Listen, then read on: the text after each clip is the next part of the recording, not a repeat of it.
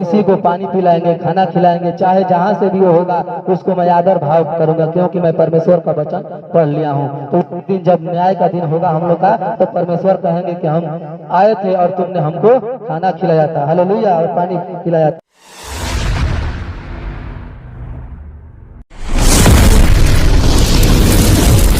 यीशु मसीह के परिवार सत्य मार्ग केवल यीशु ही है। मत्ती 25 का 31 वचन निकालिए।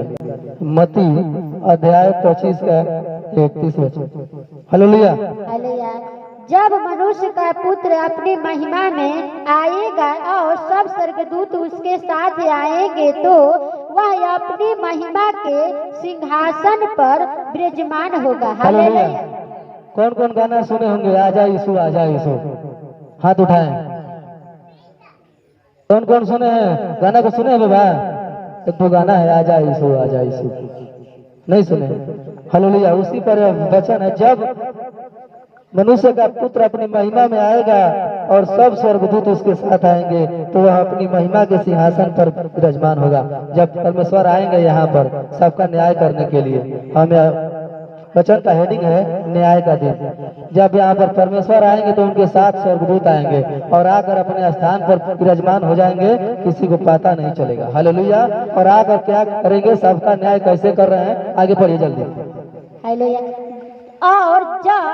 और सब जातियां उसके सामने इकट्ठा की जाएगी, और जैसे चरवाहा भेड़ों को बकरियों से अलग कर देता है, वैसे ही वह उन्हें एक दूसरे से अलग करेगा। हालेलुया। हालेलुया। और सब जातियां उनके सामने इकट्ठा की जाएगी, और जैसे चरवाहा भेड़ों के बकरियों से अलग कर देता है, वैसे ही वह उन्हें एक दूसरे से अलग करेगा। हालेलुया। परमेश्वर जब सबका न्याय करेंगे, जितना पृथ्वी पर जीव है, मनुष्य है, सबको परमेश्वर का सामने आना है। वो चाहे कोई भी जाति हो, यहाँ पर अपने आकर अपने आप से जाति बना लिया है सब। परमेश्वर किसी को जाति नहीं बनाया है। यहाँ पृथ्वी पर आकर सब लोग अपना अपना जाति मान रहे हैं, मगर परमेश्वर कह रहे हैं कि मैं किसी को जाति नहीं मानता हूँ, हमारे में सब अपना है, मैं सबका मैं बनाया हूँ। तो आएंगे तो सब जाति को अपने आगे सामने करेंगे, और क्या सामने कर कर सबको अलग करेंगे। जो परमेश्वर को ग्रहण कर लिया होगा उसको सामने करेंगे, और जाति पर जाति अपना जो भी इसको मानता होगा उसको अलग करेंगे। यानी कि संसार के लोग अलग, और जो परमेश्वर से प्रेम करता होगा उसको अलग कर देंगे। हालेलुया। वह भेड़ों को अपनी दाहिनी ओर और बकरियों को बाईं ओर खड़ा करेगा। हालेलुया। वह भेड़ों को अपनी दाहिनी ओर और बकरियों को बाईं ओर खड़ा करेगा। जैसे भेड़ का चरवाहा होता है, अपनी भेड़ को पहचानता है कौन भेड़ है कौन बकरी है, तो उसी तरह परमेश्वर पहचानेंगे कि कौन हमारा बेटा बेटी है और कौन हमारा बेटा या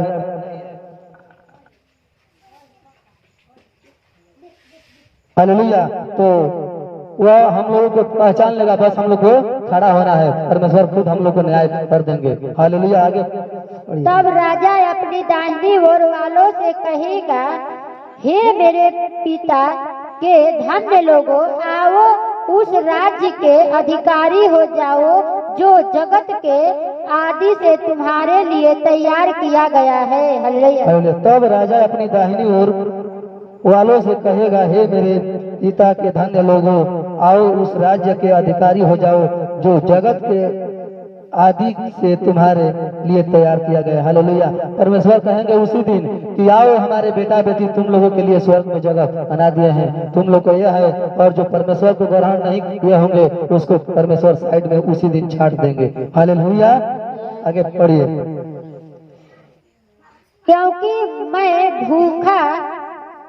क्योंकि मैं भूखा था और तुमने मुझे खाने को दिया, मैं प्यासा था और तुमने मुझे पानी पिलाया, मैं परदेसी था और तुमने मुझे अपने घर में ठहराया।